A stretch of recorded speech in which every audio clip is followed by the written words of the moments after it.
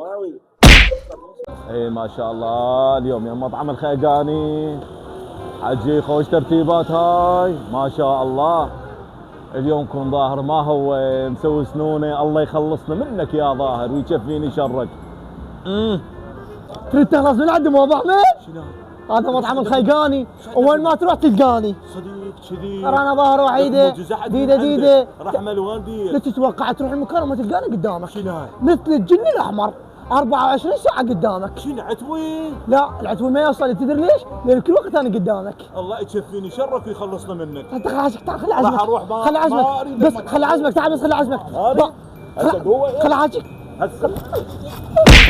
احمد، خلي عاجيك عازمك اليوم على نص نفر دجاجه على التمن وبعد شو تريد؟ وياها مقبلات وثلاث مروقات وقرصتين خبز 5000 دينار. وين واحد يشتهي ياكل من هالشهره هاي الجايبه؟ غير خبراني. تعال خلي عاجيك، تعال خلي عزمك. تعال ابو احمد، نص دجاجه على التمن.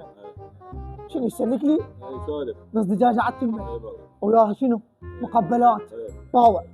هذا الماي زين ويجيك سوق ومرق اثنين وقرصتين خبز بيش 5000 دينار. 5000 دينار والله هيك حرام. والله 5000 دينار. نعمه من الله. نعمة الله بعض. وين مجتمع النجف خليج الهنا. عنواننا وين؟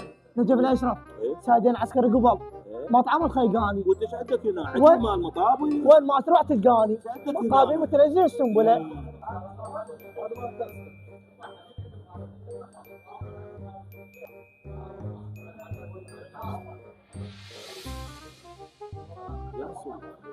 دجاجه بس الفقط. هنا مشاركني يا نواوي.